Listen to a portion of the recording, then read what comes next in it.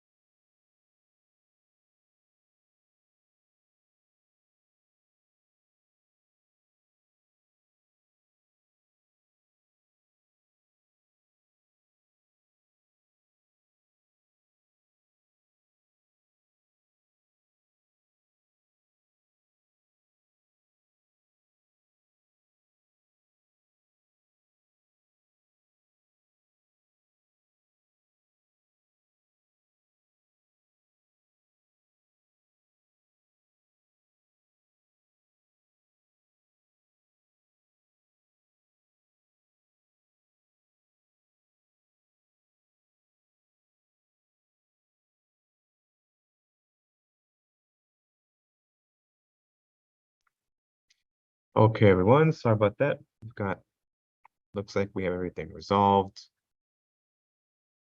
Let's go ahead and start today's open discussion for citing the prayer of spiritual workers.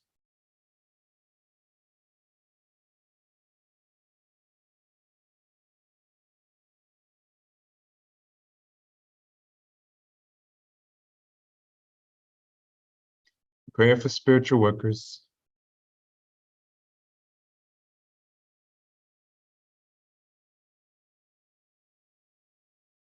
Almighty God, I bless all those who, because of their limitations, would smite me. Almighty God, I bless all those who, because of their weakness, would not heed me. Almighty God, I bless all those who, because of their ignorance, would defile you through me. And I ask, Almighty God, O wondrous power, that your strength may be given to me now, so that I might be fortified by this, so that I might go forward bravely into the world, and despite reception, send forth my love of thee throughout all races of man. Almighty God, give me the power and strength to rise above my karmic weakness, the deficiencies in the pattern of my evolution, so that I might evolve and become stronger, I, and even stronger in thy everlasting light. O God, thy will be done.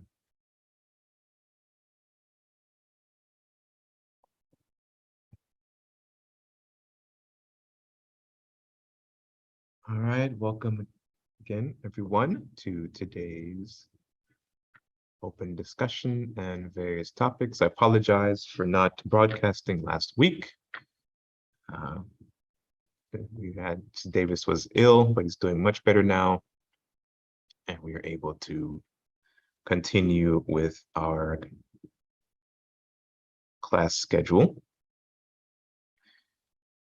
Before we move into the material selected to cover today, which will be a continuation of what we were looking at last time. If you remember last time, we read over the notes from a class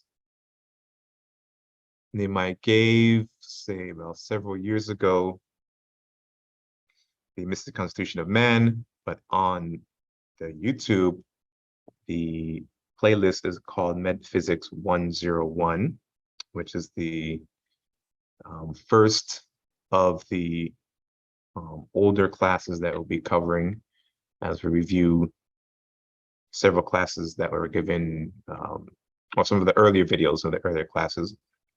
I want to go back and review those classes to help us understand better the material that we'll be covering, as well as the teaching methodology that Nehemiah employs with the International Mystic Knowledge Center. Today, we will continue looking at the Mystic Constitution of Man, but specifically we'll be looking at chapter 1 of a book that Nehemiah is writing on the same topic of the mystic knowledge of man's embodied consciousness. The reason I wanted to look at chapter 1 is because it expands on the notes that he did for that same class 10 years ago. In that class, he had 11 points regarding spirit, but in this book, he expands it out to 21 points. So I wanted to cover those points and look more deeper at the subject of spirit. And as time progresses, we will go back and forth between the Mystic Constitution book and those earlier lecture series.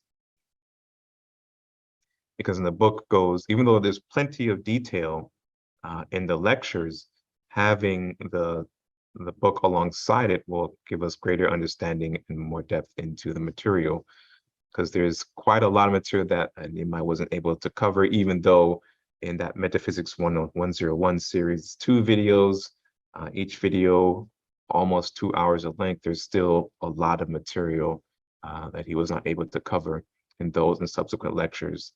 And so along with the text, it helps us to better understand not only the 101 earlier video series, but several of the other earlier video series that we'll be reviewing in the weeks to come. So before we go into that, are there any questions or comments?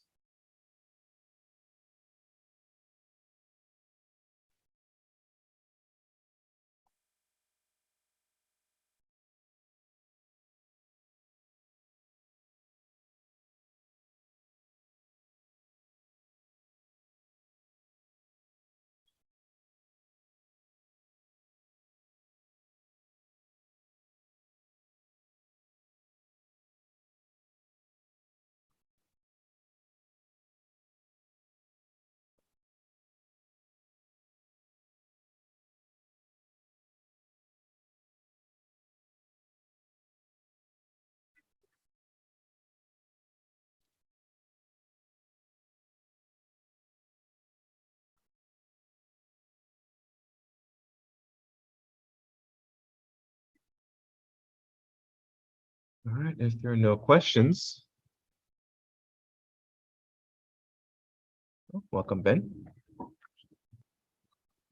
Just a little closer so I can see it.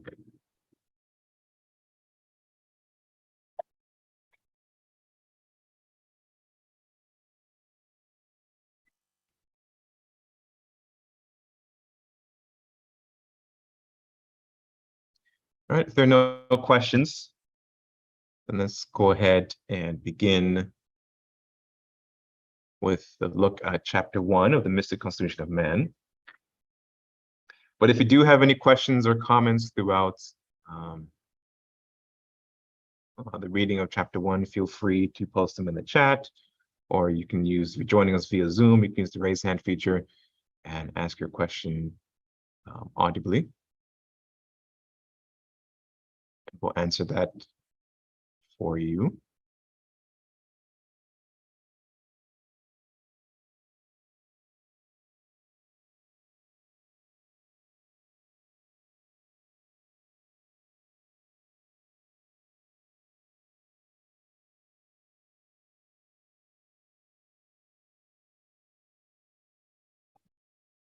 Okay, so let's begin.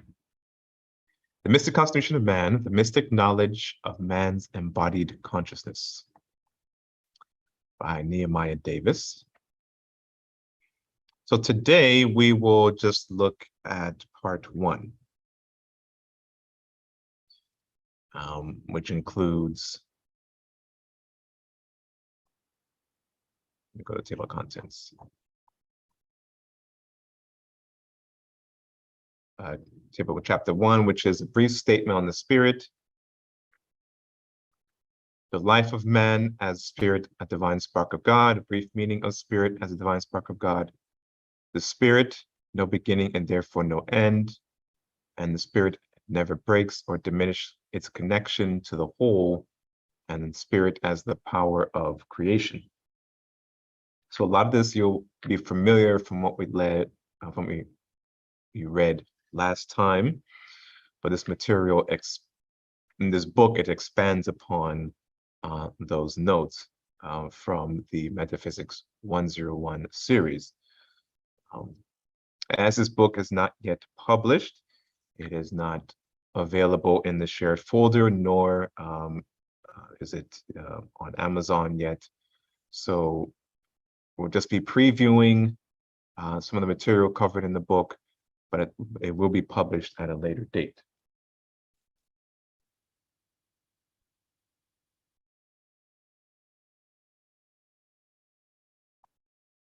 All right, so let's.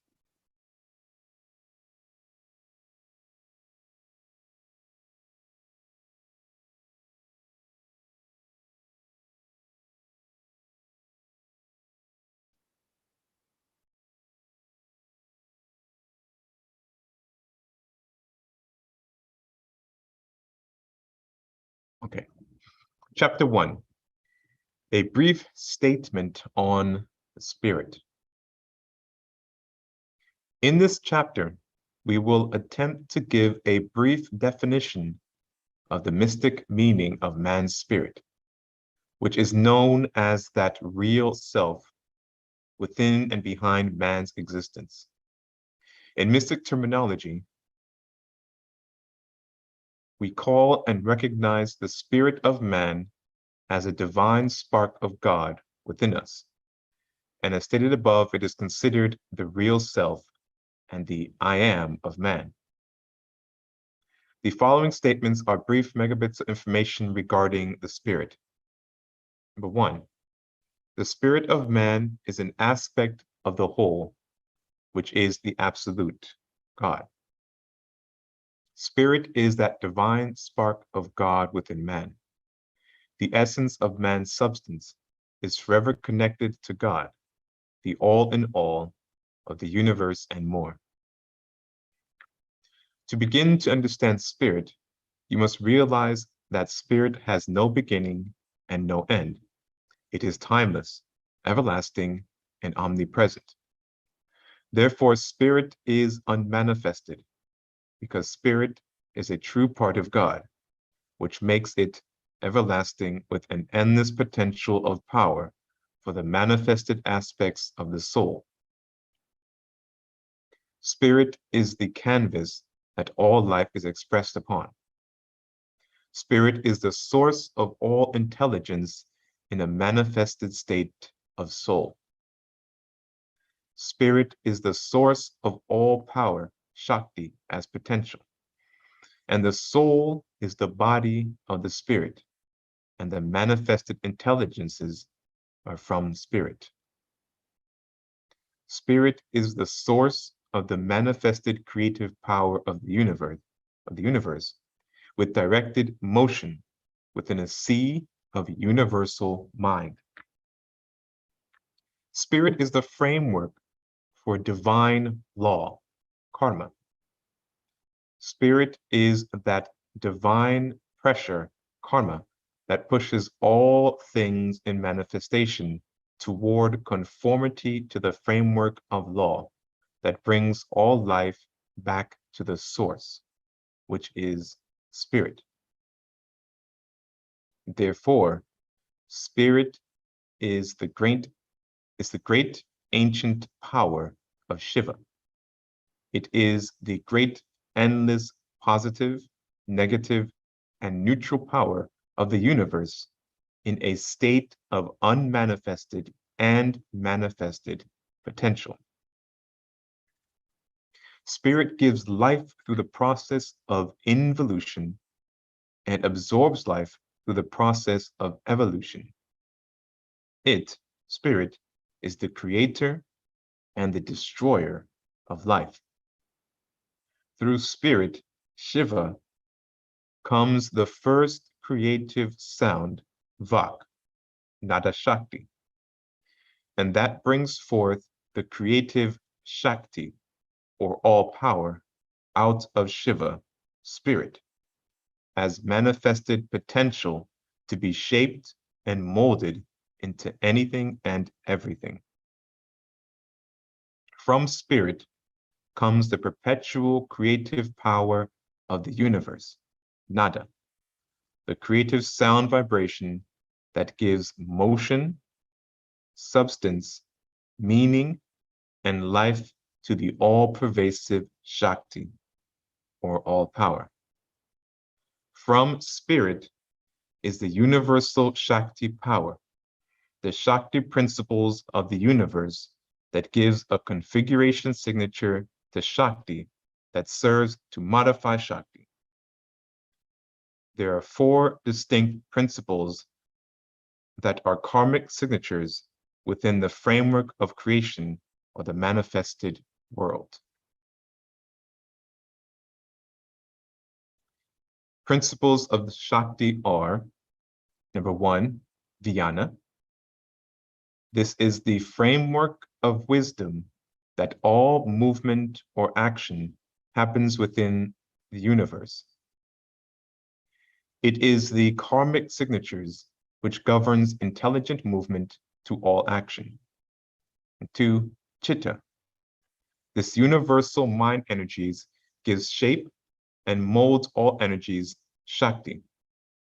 This Chitta is the karmic signature that introduces a universal consciousness in the all-pervasive pranas that builds the multiple levels of matter from the subtle to the most gross. 3, Prana. This principle of Shakti is that karmic signature that powers all movement from the most subtle action to the most gross action. This Shakti principle is the all-pervasive prana that powers the universe. Number 4, Amanda. The Amanda Shakti principle lends the most important component of this framework of karmic signatures, which is the power of preservation, love. This Shakti principle creates the necessary bliss that preserves all actions in the manifested realms through its cycles of experience. One second here.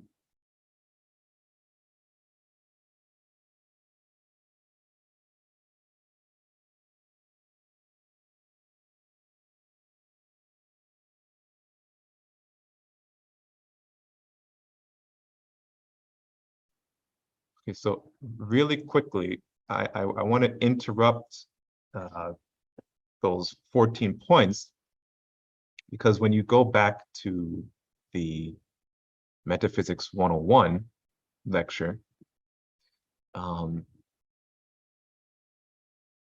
you guys see? what I have here. Or is it showing the other one? Share. Okay. So this is an extract from the transcript that I'm working on. But I wanted to put this up really quick because I want to show in the first 3 paragraphs, Nehemiah is talking about the spirit, because he's also drawing on the board, and it's talking about the spirit. So I wanted to read, when you're listening to the video and watching the Metaphysics 101 video, refer back or remember back to this video as we're looking at those first 14 points of the spirit, because it'll really help you to understand what he's saying in that video. So in the video, he says, he starts off, so essentially man is spirit. Okay, what is spirit? A divine spark of God. So if spirit is a divine spark of God, then spirit must be unmanifested. Okay, because God is above all manifestation. And since spirit is a part of God or part of the absolute, that makes it unmanifested. So what does the spirit do? Spirit performs the same thing that the absolute did at the beginning of creation. Spirit released a sound vibration called nada. And what is sound? What is nada? Nada is a supreme creative sound. And what it does, it manifested the thing that we know and call ourselves the soul. So in the lecture, he presents it in a way, the same information, but presents in a way that's easy for us to digest. But in doing so, there are finer details that are left out. And when you go back and read the Mystic Constitution of Man book, he includes those details to further expand on what he presents in the lecture. Because he starts off the Metaphysics 101 lecture in that very first sentence. I'm going to take the short version of it, not going to go into any of the advanced stuff. He does that in the lecture for our benefit, to help us, to introduce us to this material and to help us understand it. But to go deeper into it, that's where the Mystic Constitution of Man book comes in. And so I want to go, not a lot. I won't shift back and forth between the transcript and the book too often, because I don't want to confuse people, but I do want to point out that in the lecture, it may be a little bit easier to understand the material as it is presented, because he leaves out a lot of the detail. But because he leaves out a lot of the detail, the text or the book is essential to really help us to grasp this, like he's mentioned in the lecture, a very difficult concept for many of us to understand, especially as we begin our studies into metaphysics and the occult sciences. He goes on further in the text. He says, so with this sound comes the signature of all things, all the directives inside this supreme sound. This came all the expressed will of God was in this sound, which formed the soul. This sound right here, and he was pointing to Vak on the board, because he had written out the word Vak and circled it as he was describing this part. Okay, this sound right here, it formed the soul because the soul is manifested. And with the manifestation of the soul, which expressed the will of God, the soul will begin to produce the directives of the spirit. So what does this tell about the soul? Short terms that most people don't like to deal with. The soul has a beginning, right? So it must have what? An end. But the spirit does not. The spirit does not have a beginning or end. The spirit was always here because it was always a part of the absolute. So in that lecture, he's describing what we just talked about in the text, that spirit creates life through the involution process, and absorbs life through the evolutionary process. But in the beginning of the Metaphysics 101 lecture, he's talking about that life-creating process of involution, where the absolute releases the word, the Vak, and in that creates the body of the spirit, which is the soul, and the soul fulfills the directives through the spirit. Again, if there's questions, comments you have, please feel free to post them in the chat, and we'll answer those for you. Was there something you wanted to add, Nehemiah? No, it's good. So remember, as you're watching the Metaphysics 101 lecture, those two videos, remember, keep in mind that, right, he says from the very start, he's giving us the short version of it. In further lectures where he goes into Tantra Sastra, or for example, where he goes into the serpent power, he does go into a lot more detail about this process. And even when he goes into the Raja Yoga series, he also goes into more detail about it as well. But the text that we're looking at, this one, Mystic Constitution Man, expands on the finer points that he briefly goes over in the lecture.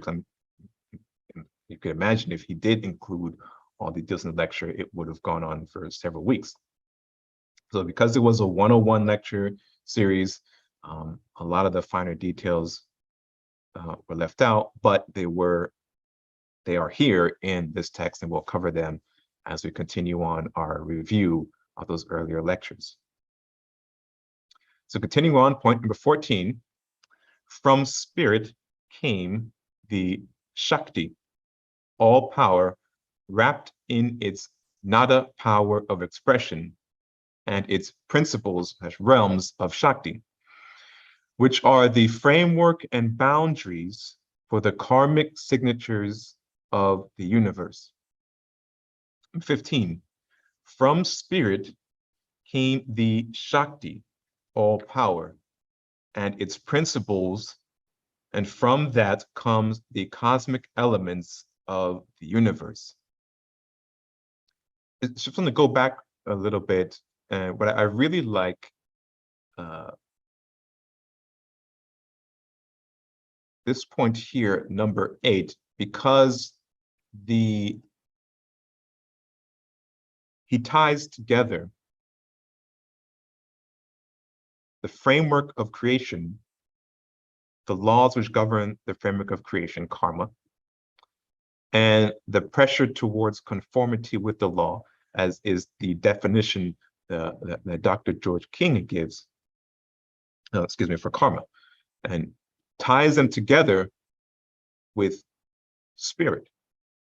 When you look at the ancient teachings, you'll see that it's all, I mentioned this before, it's all one energy, it's all God. But as you referred to these different aspects of it, as say, for example, the Shiva, the Shakti, the Nada, and so on and so forth, it's all talking about the one energy. It's all talking about God, but in these different aspects of it, as we work through the process of creation to help us to understand. And so also when it's being translated into English, a lot is lost.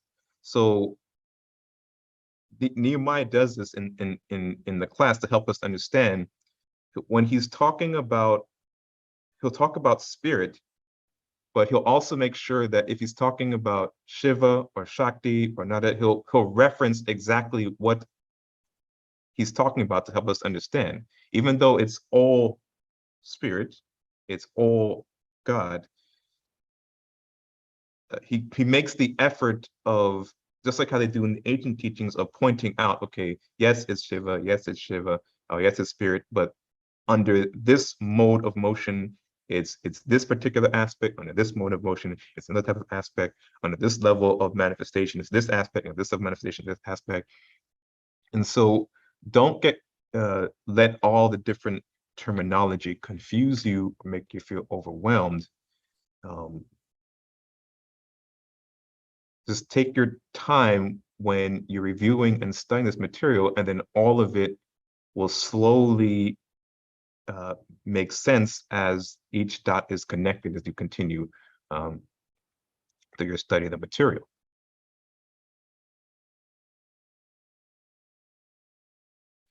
So these are the cosmic elements. You have the Akasa Bhutas, which is cosmic etheric sound or ether or space. Excuse me. The Vayu Bhutas, cosmic etheric air or gaseous, vaporous, wind, motion. Tejas Bhutas, cosmic etheric heat, fire or expansion. Apas Bhutas, cosmic etheric liquids, water, and absorption or to spread. And the Prithivi Bhutas, cosmic etheric solids and earth. And you can look at the text, Nature's Finer Forces, which goes into even more detail about these elements and even includes some illustrations of how these elements are represented. And Nature's Finer Forces, you can download that text on the mysticknowledge.org website. 16, from spirit comes the karmic framework of the 7 dimensions of creation. These 7 dimensions are known as 1, divine will, the power to place something in motion. 2, mind, the power to mold, shape, and hold something in existence through intelligent design. 3, motion, the action or process of moving or changing place or position through movement, from subtle movement to massive or large movements. 4, time, a measurement of motion by using the cycles of Earth's complete 360-degree spin, 1 day, the moon's cycle around the Earth, 1 month, and the Earth's cycle around the sun, 1 year. That translates into time measurement tables of the following. 60 seconds is 1 year, 60 minutes is 1 hour, 24 hours in a day, 30 days in a month, 12 months in a year. Number 5, breadth, width, the distance or measurement from one side to the other side, with the measurement or extent of something from side to side. Height, the measurement from the base to the top, or of any person from head to foot. Elevation above ground or a recognized level. And 7, length, the measurement or extent of something from end to end, the greater of the 2 or the greatest of the 3 dimensions of a body. And the actual quote in which the 7 dimensions were given to Dr. George King is: the divine will imposes those conditions on mind as directed motion in a framework of time, a framework of breadth, length, and height for the 7 dimensions of creation. So you can go back to the lecture, 7 Dimensions of Creation, given by Dr. George King, as it was information given to him by a cosmic being, and he presented it to us in both the newsletter as well as a lecture, where he went into more detail about the 7 dimensions. 18, spirit is an unmanifested static state of endless potential that is the background power of all things in manifestation. Spirit is the bindu within the manifested intelligence of all things. Spirit is the I am, OM, of man. Spirit is the pure soundless sound that radiates from Bindu as nada. Spirit is the all-potent, all-pervasive power being expressed as Shakti. Spirit is the I am, the unmanifested power of the soul. Spirit is that thing that manifests the soul from pure potential as the I. Spirit is that endless potential of power that gives the directive to the soul to involve itself through countless experience cycles of evolution back to the source of pure potential. Enclosing the spirit is the creative power that exists in a totally unmanifested and impersonal, static state of endless potential, with the capacity to feed all things in manifestation, intelligence, and sustainable life force. The creative power of nada that manifests the Shakti configuration of life and continually holds it in place is the all-pervasive nada consciousness of Shakti power, which forms around and about the Bindu, which is the point of consciousness that holds the spiritual germ of life. The driving power of all the manifested realms of existence that takes us back to the unmanifested, impersonal, static state of endless potential as conscious gods within the Godhead or Absolute.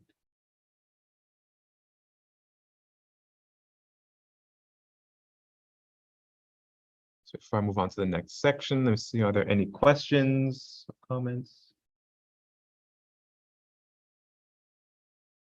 Okay.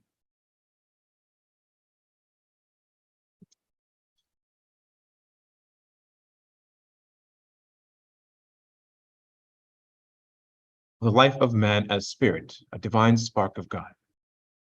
A brief meaning of spirit as a divine spark of God.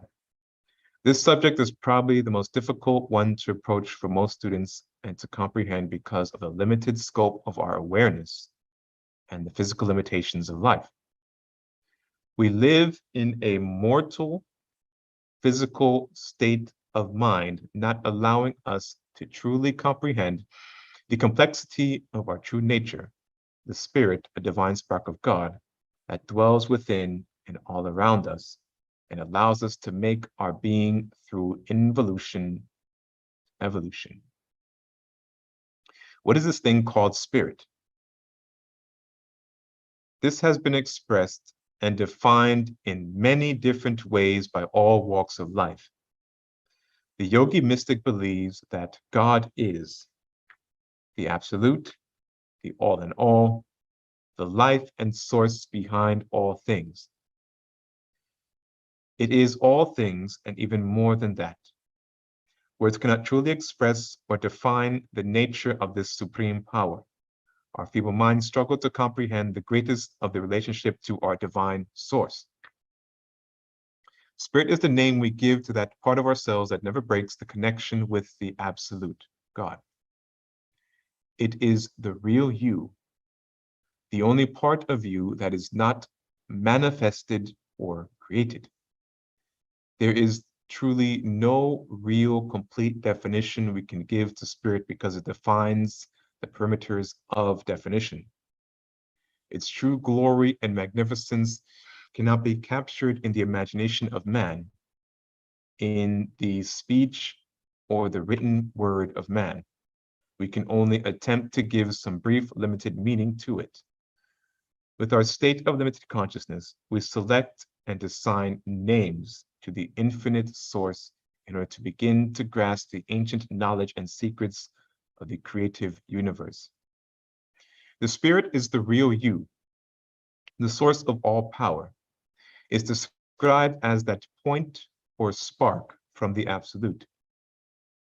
This spirit as the divine spark of God becomes the source of Bindu, or point of consciousness, where everything originates from, it is the compaction point of all things. It is all power. Spirit, no beginning and therefore no end. Spirit was never created. Therefore, it will never have an expiration date. Spirit is part of that endless static potential of the Absolute that has no beginning or ending. It is the everlasting source of pure intelligence and power. Spirit is unmanifested and timeless because it exists outside the limits of time. In fact, Spirit is the creator of time and the destroyer of time, because Spirit is the creator of soul. It becomes that force that ushers in this thing called time. Creation represents movement, which is the product of that which describes manifestation.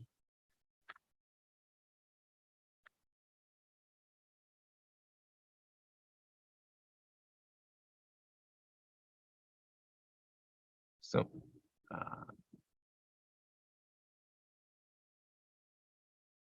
think back to the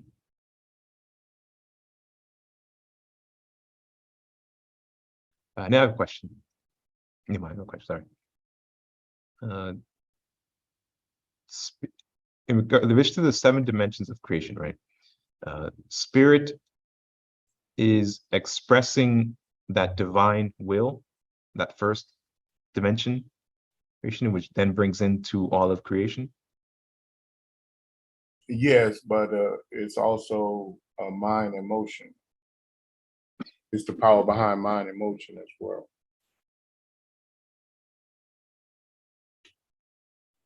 Okay.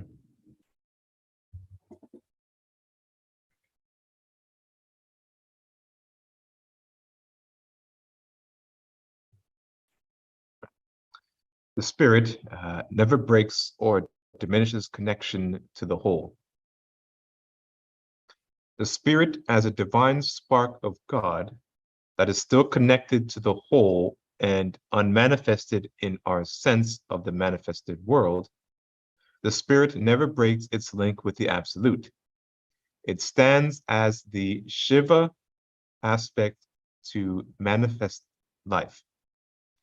It is the only I am you will know, and yet it is not the I am, because it is part of the whole that never separated from the absolute. It, the spirit or I am, is the only God you will know, but it is not God because it is only a fraction of God. Yet the spirit is the only real you that you will ever know. Spirit is the I am, the real self or divine spark of God. It is the all in all, the absolute or God of you that never manifested but always is connected to that source. Therefore, spirit is not matter,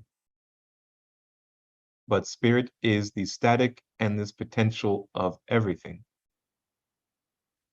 This is the statement behind the answer given to Moses from a mighty aspect of God through the burning bush, when Moses asked, "Who should I say sent me?" And God, or the lesser Lord of creation, said, "Tell them that I am, tell them that the I am that I am sent you." The soul is the I aspect of yourself that is manifested from spirit. The soul is the body of the spirit that's manifested in etheric matter.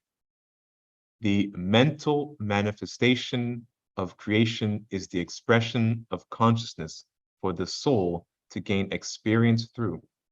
The physical manifestation of creation is the vehicles of expression for the soul to also gain experience through.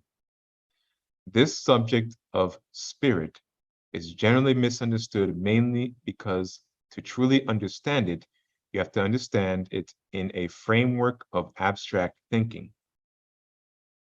Let me frame this subject in the following paragraph, although it really could take a book to give it proper respect.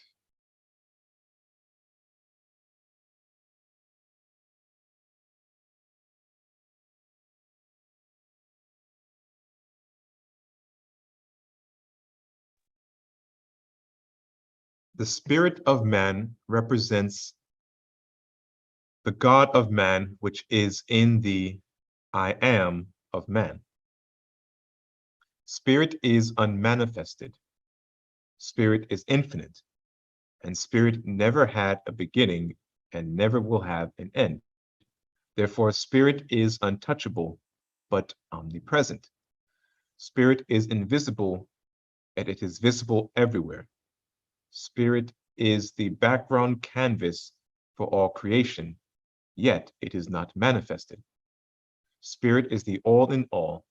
It is the absolute, the supreme being of all creation, yet it is spirit. Therefore, spirit is a collective consciousness of all life, but spirit is even above consciousness.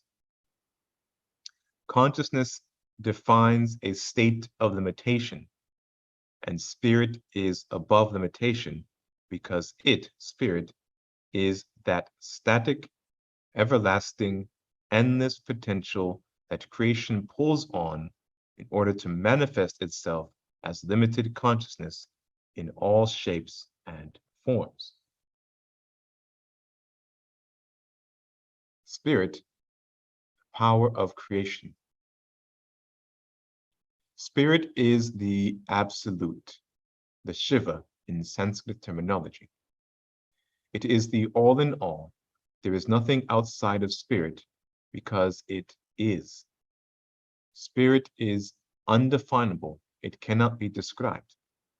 The material physical plane is less than a speck within the presence of spirit. The material world existence is hundreds of thousands of times less than a second is in scope of the existence of the spirit. Therefore, spirit is not within man. Spirit is the true man's real self. It is the I am, not the physical I am, but the infinite source that the soul came from and will eventually be absorbed back into. The omnipresence of the spirit is all around us, not only within us, as I stated before, it is the background canvas of all life. It is infinite, having no beginning and no end, because the divine law tells us that if there is a beginning, then there must be an end. The material world has a beginning, and therefore it will have an end. Therefore, spirit cannot be contained or touched. Only briefly can we experience it in our state of existence. Spirit is infinite. There's no description of macro or microcosmic levels. It only serves to limit your perception of this subject. As I stated earlier, you must think in a framework of mind that allows you to think abstractly, yet with metaphysical logic. To understand the spirit, we must understand that we can only understand some faint concept of spirit or this small aspect of God, supreme absolute. Spirit is a divine spark of God that has involved a part of itself as a point of consciousness within man. This point of consciousness is the spirit of man's existence. Being in a state of unmanifested existence, it moves to manifest a part of itself as a point of consciousness on the highest level of manifestation within creation, which is the soul. In the forward movement of this involution, the unmanifested part of spirit splits apart its divine consciousness and creates a body for itself, one part unmanifested and the other manifested. The body of the soul is recognized as the soul, as stated above. the body of the spirit. The body of the spirit is recognized as the soul. As stated above, this soul is unmanifested and manifested just as the spirit, except for the spirit is never manifested because it is that thing behind all manifestation. The God principle within man is the I am. That part of man's existence that made man in its own image, which is the soul, which is the I of man.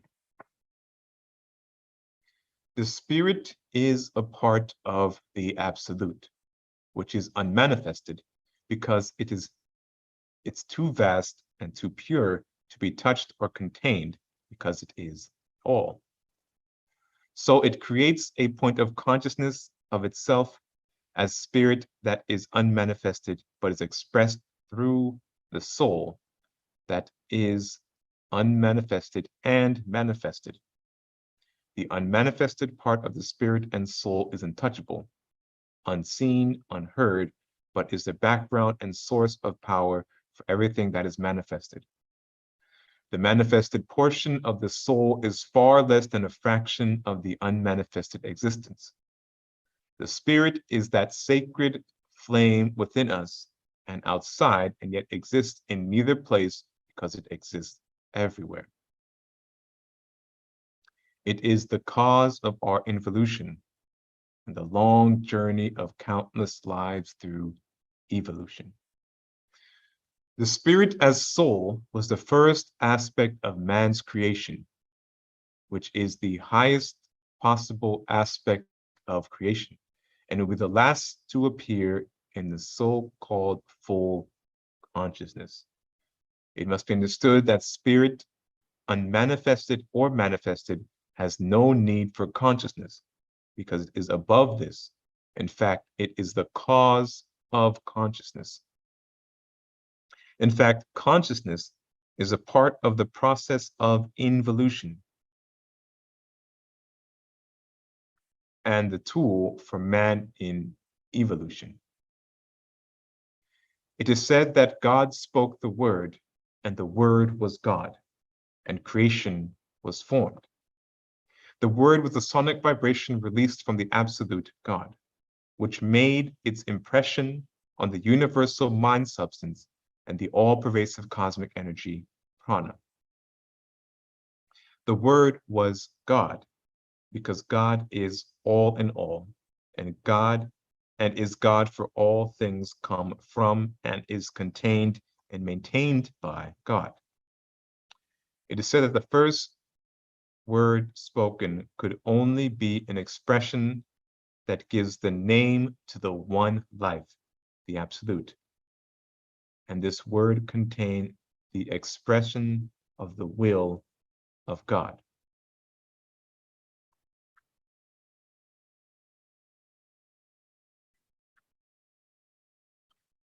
Okay. That's chapter 1.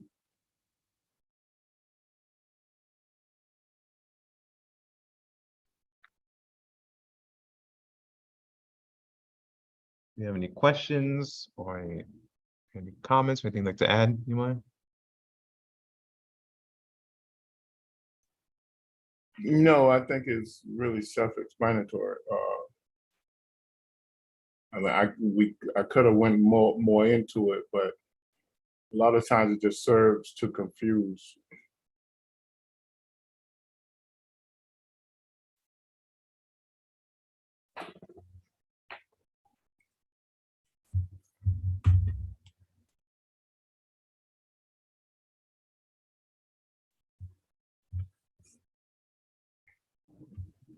How many pages was that first chapter?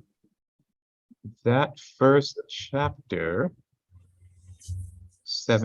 well, it's page 17, but I think it's Okay. uh, It still had all the table of contents ahead of it. right.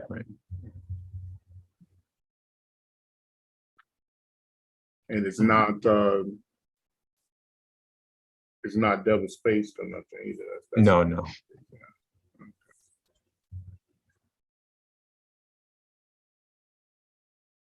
So Let me go back to the transcript, and I want to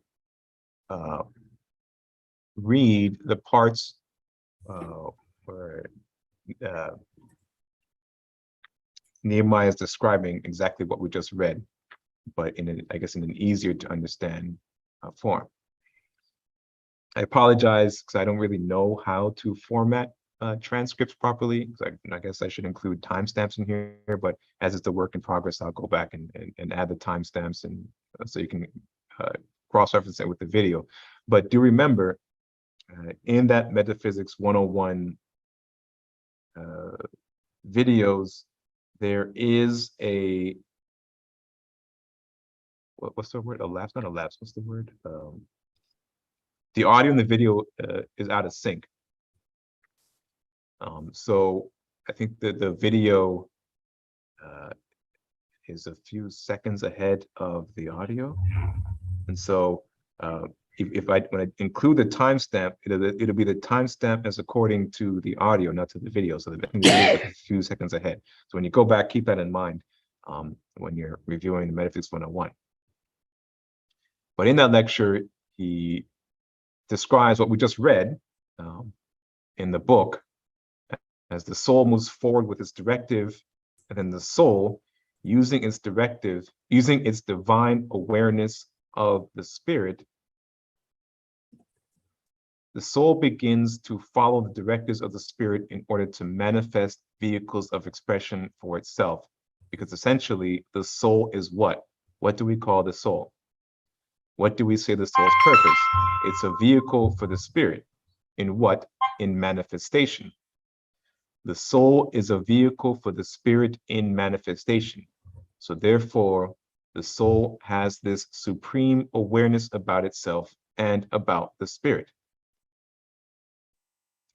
The soul moves forward and begins to create other vehicles of expression because the soul realizes the primary expressed will of God through spirit is to involve itself, is to bring about involution, so that once again, it can bring about evolution. So it goes through involution in order to produce evolution. That's the primary expressed will of God. So that's what the soul begins to do. The soul realizes the Shakti, which is all power in the universe, the Shakti power. And what it does, it gathers this Shakti power in order to build the necessary bodies for its expression through involution and evolution.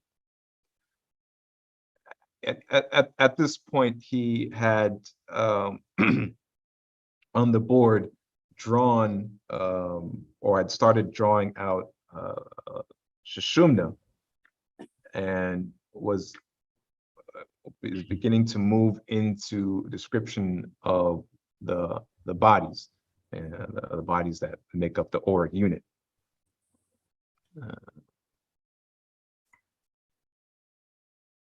So of course, I told you that in the Shakti power, because the Shakti power is universal power, it's a universal source of power. So in the Shakti power has the karmic principles.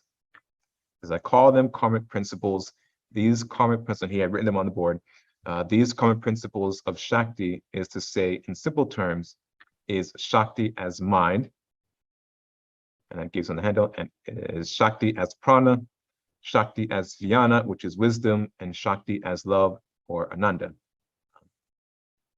So those are the karmic principles of Shakti, and these karmic principles create the necessary pressure or framework that Shakti will work under. These are the divine karmic principles, and what it does, it creates the principles in which Shakti will work in.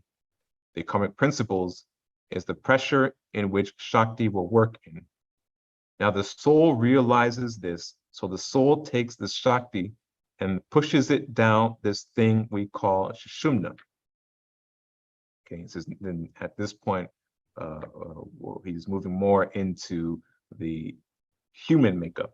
He says now we're dealing with human makeup. Okay, although there is a universal Sushumna, a cosmic Sushumna, There's a galactic Sushumna and there's a solar Sushumna, and each living being has a Sushumna in it. But we're going to deal with just the human makeup.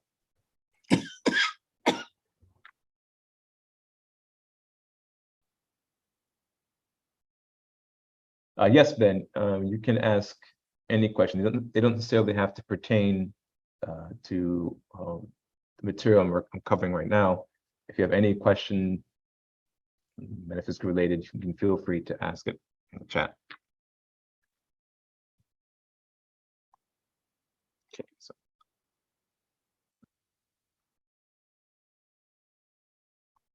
I'll move into the rest of it later, as we'll look as we're going more into the human makeup at this point in the lecture.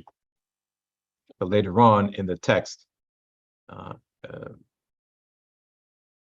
in chapter 2 and onward, I think in chapter 2 looks at the soul, and then further onward the other vehicles of expression or the bodies, which he in the lecture moves into after his description of spirit and soul.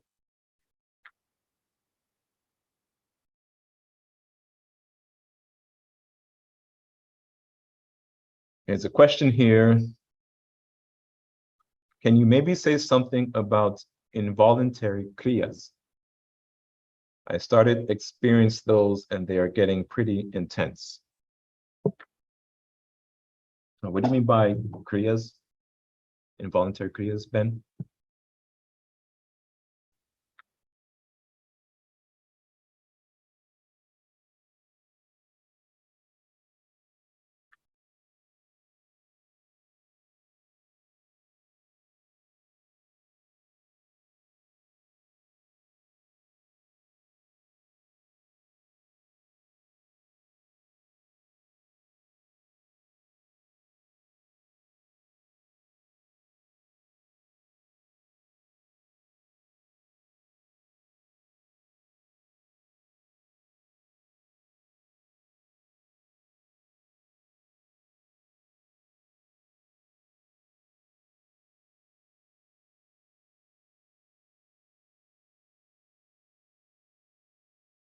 So he says body movements. Okay, so even says, can you maybe say something about involuntary kriyas or body movements? I started experience those and they're getting pretty intense. This question.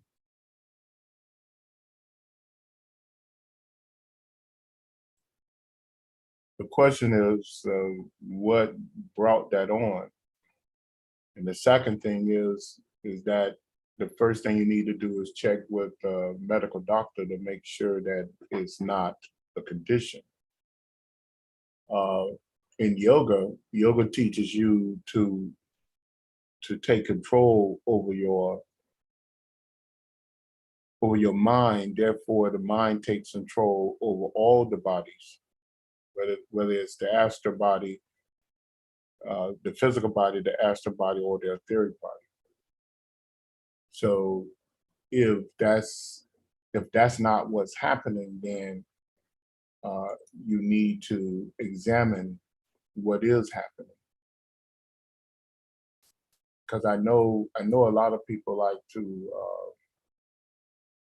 to come on and try to say, well, you know, when you develop, you lose control over this, that, and the other, then I would say that something's going wrong and you need to check, because the whole thing with yoga and mysticism is to take control over your body and your environment. So I will have to know a little bit more about that, what you're saying.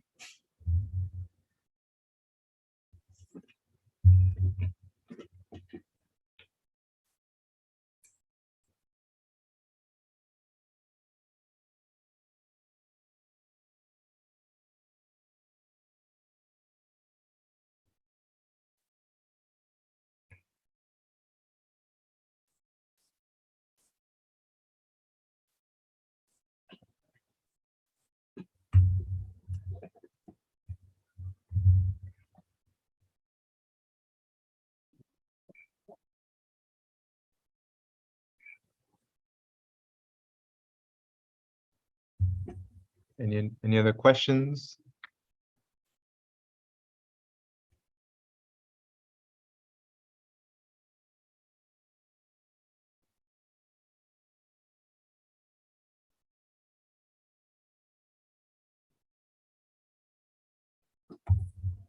Yeah, I think I see Ben's response, but I still stand by what I say.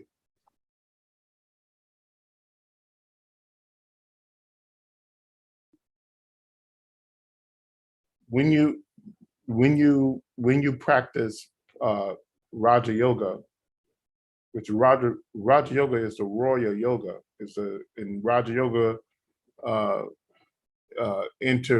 intertwined with all yogas. One of the things in Raja Yoga is pranayama, and within pranayama, that leads you to mantra yoga. Mantra yoga leads you to mudra yoga. So all those yogas are taking control over the movement, mental movement, emotional movement, and physical movement on all levels, whether it's the psychophysical level, the emotional physical level, the astrophysical level, and the etheric physical level. Now, as far as mudras as far as the different levels of mudra, whether it's the mudras of the head, hand, finger, or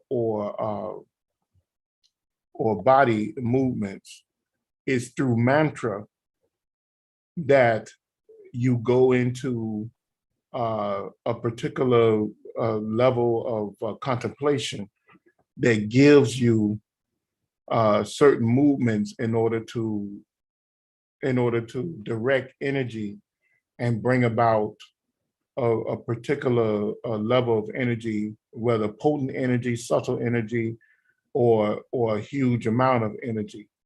And those visions come clear and precise when it's time for them. And with that comes the understanding of how to use it. So for those people who tell you that the twitches of the body and all this other stuff is not, no, because it clearly states it in all the yogi teachings, how to receive the mudras when it comes to a contemplative or meditative state.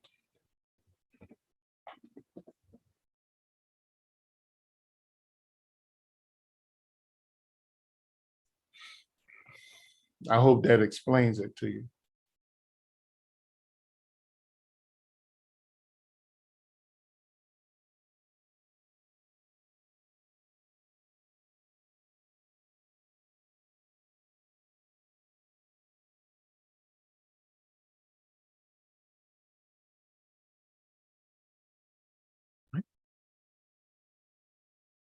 Is there any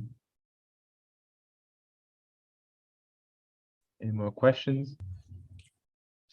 Breland, what is it that you're asking? What is it that you want Nehemiah to elaborate on? What else can you say? Please elaborate.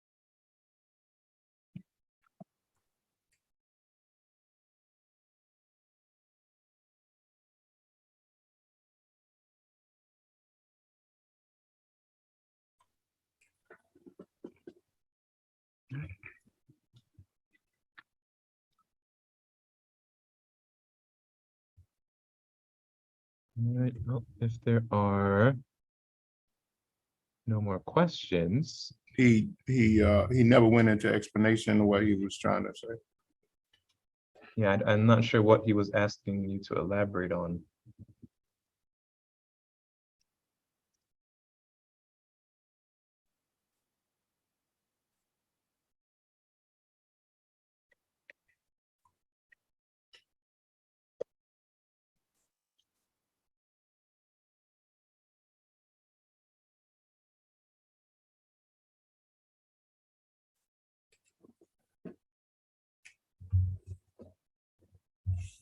There's another question here. I started my yoga practices and breath work, also including meditation, and I've noticed that I've become sleepier this past week more than usual.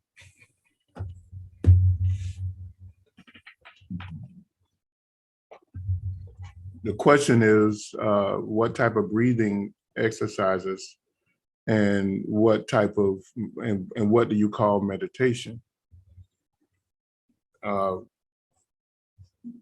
Pranayama exercises should increase your energy level.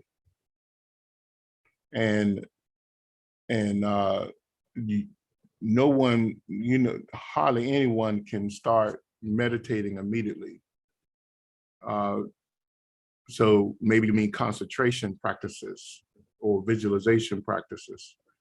So visualization practices, in the beginning, you have to train your mind to focus on one thing for long periods of time. And there's a series of techniques in order to do that. And in the beginning, when you're doing it, the reason the yogis, that's why the yogis tell you to use pranayama, because pranayama energizes you to a point to allow you to focus your mind for long periods of time. If you don't do that, you will get sleepy.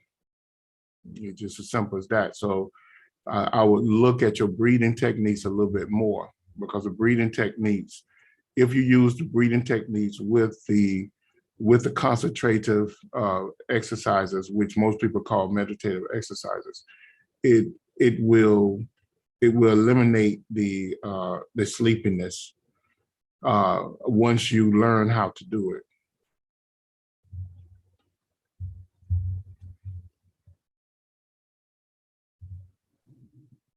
And you may actually find yourself stop sleeping. Yeah. If you're doing pranayama exercises, it will actually have you stay up for long periods of time. That's why they suggest to do it in the morning or right in the afternoon. I mean, in the evening once you get home.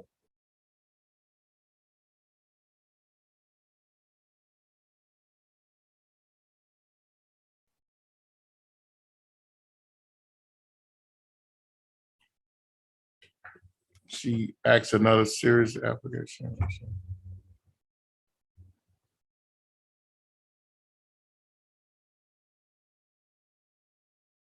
What is she saying? D, if I may, you can recommend a couple of, I don't know if you're using them or not, resources that you can use with your pranayama and mantra practice. The first one would be it's actually 2 books. Am I sharing? Yeah, Contact Your Higher Self Through Yoga. It's probably the simplest and best book you can start with. So if you go to aetherius.org, you can see the website on your screen. There's one book they might just mention, Contact Your Higher Self Through Yoga. There's one, and in that, I think it's 7 or 8. It's 7 pranayama practices. 6. 6, okay, yeah. 6 pranayama practices that are given with full, including 2 additional practices, a water charging practice and a full moon, new moon practice is given in that text, which are designed by Dr. George King, a Western yogi master. And an expansion of that is the Realize Your Inner Potential, which also has it's an expansion. It has the same breathing practices as Contact Your Higher Self, and it's helping a couple other practices as well. That's a really good one. And as for your mantra practice, I think it's here, right? Yeah. On the same on the same Ethereum's website, you can pick up either on CD or audio download, Initiation into Dynamic and Soul Mantra. And this one, Dr. George King personally initiates you into several mantras. Very potent and powerful practice.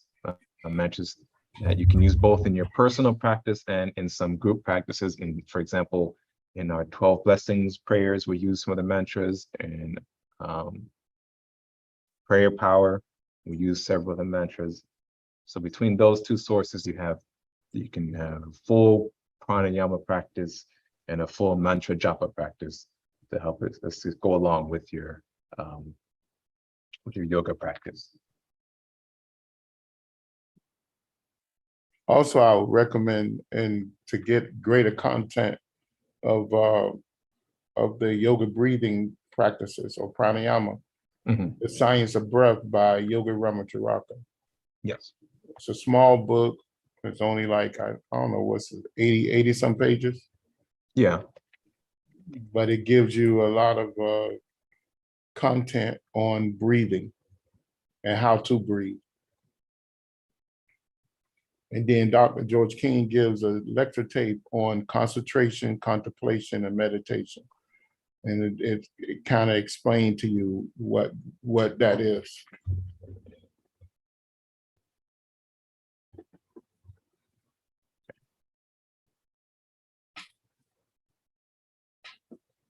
And that book, that name I just mentioned, Science of Breath, you can get on our website, mysticknowledge.org. If you go to ebook library-1, you'll see the section here dedicated to Yogi Ramacharaka. And it's the very first book, Science of Breath. And download it as a PDF and read it for free. Okay, and so Ben has gone on further. One last thing, it feels like, it feels like his body is trying to show him how to move energy in his body. It feels like there are blocks just left of the solar plexus and the heart chakra. And when I let my body handle it instead of me trying, it gets better. Lots of burping and yawning, a lot of gas. Am I interpreting this right? Am I making things up? It feels very calming. Well, in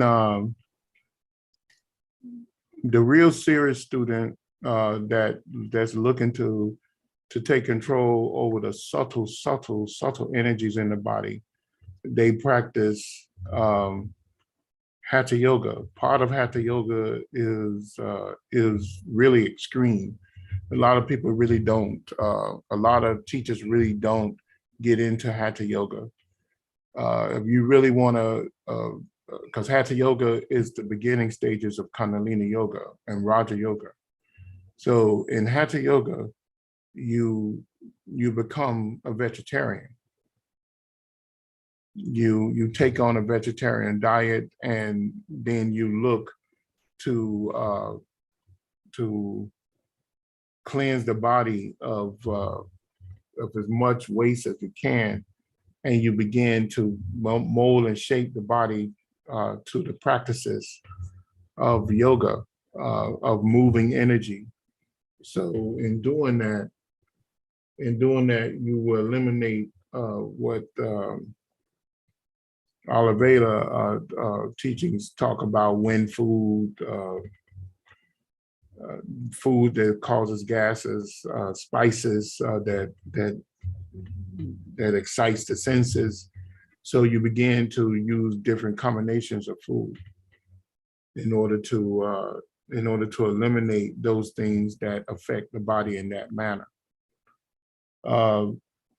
Another thing is that mantra, the practice of mantra is japa. And japa means to destroy sins. When you look in the ancient teachings of japa, meaning that if you coat your body with mantra by sound, then you eliminate, you burn up negative samskaras within the aura of the body that manifest themselves as certain weaknesses or illnesses or conditions. So that's why you chant the mantra. Now, every time you leave your house or leave your serene dwelling, because your house began to shape itself to you. Every time you do that,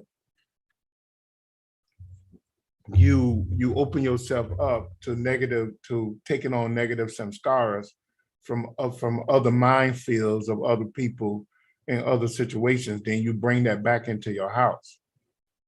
The yogis are taught to chant mantra and to wash themselves immediately, and then chant mantra immediately to help destroy those negative samskaras that you brought on yourself by either communicating or engaging in activity with other people, because those things are the things that eventually will create conditions in your body and limit your expression here on this physical plane. I go deep into that in other lectures, so you can look on the website and look up samskaras on the YouTube channel. I hope that answers your question. All right. There's a few minutes left in today's class. Is there any final questions, comments?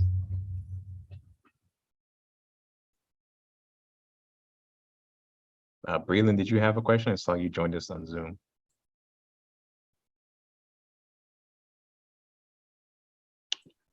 I'm trying to think of some. I did have a question earlier about the soul being unmanifested and manifested at the same time.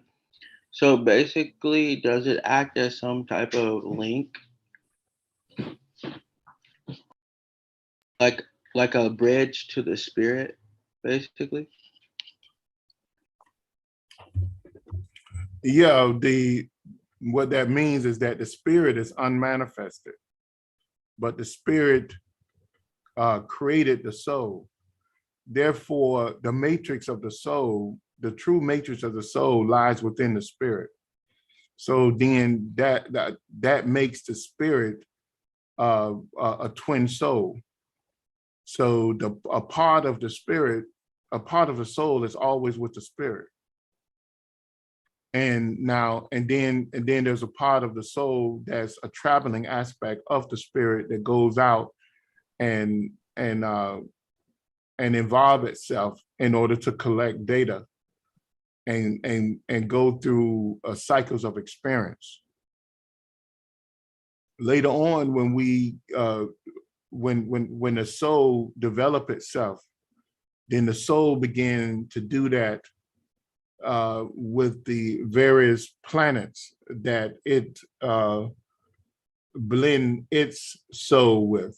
In other words, so let's say for instance, this planet, there's an aspect of our soul that lodges itself with the logos of this earth and never moves its position. But yet there's multiple parts of the soul that goes out and reincarnates itself over and over and over and over. It involves itself and it allows itself to be reincarnated hundreds of thousands, millions of times as it blends itself back together into one aspect of the soul. And then it ascends, and then it can leave this earth. So I know it's complicated to understand, but that's the mystic science behind that. It's the same way, it's the same way you may have a design in your head and you create that design on paper, and then you move from paper to actually bringing materials together in order to make that design work. And then once that design works, that design takes on your name and your character. But the original matrix of that design is with you. And as that design improves itself, you are the most likely person to improve that design, or anyone who comes behind you and blend their thoughts with your thoughts in order to understand that design intimately. I hope that explains it to you. Yeah, so that explains it pretty well.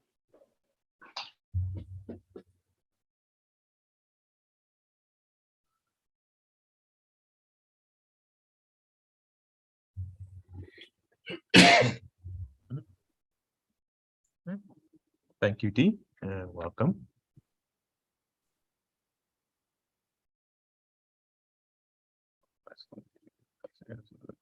Okay. Oh, Nehemiah. Oh, sorry. Can I ask, how, like, when's your birthday? I just had a birthday Yeah, on the 2nd, on the September 2nd? 2nd. Yeah, September the 2nd. 2nd? Yeah. Oh, okay. I'm on the 1st. So Oh, I okay. knew we had been on the same time. Okay, so there's hope for you, right? Yeah, Yeah. thank you. Virgos are very intellectual when they want to be. Yeah.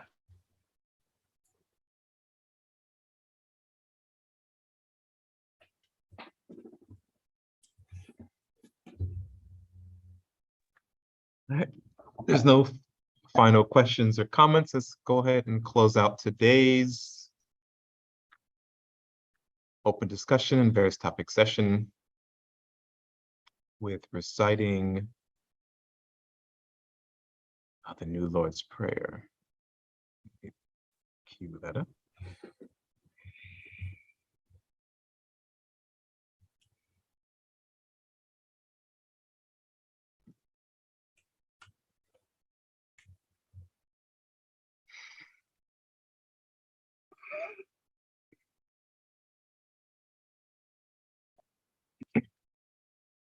The New Lord's Prayer.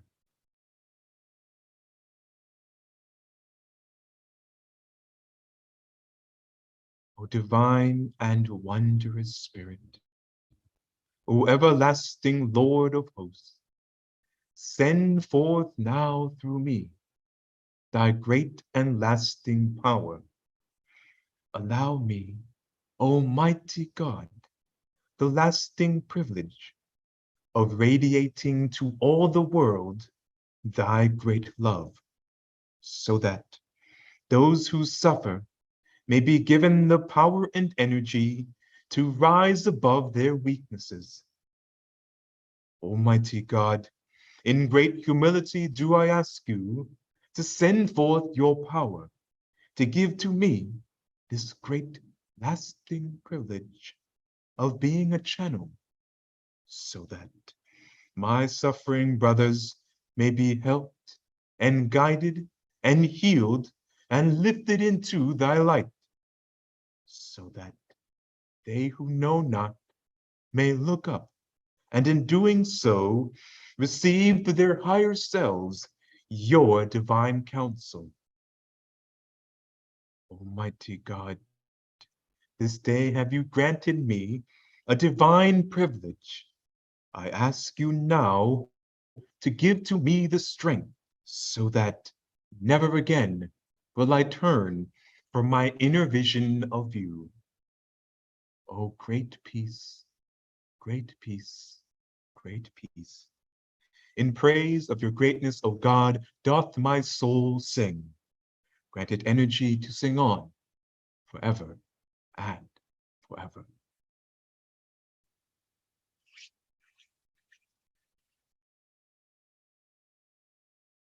All right, thank you very much, everyone, for your kind attendance and participation. Dee says she's a Virgo too. All these Thank Virgos. Thank you very much, everyone, and we will see you next time. Next week. Yeah. All right. you. Good night. Good, everyone.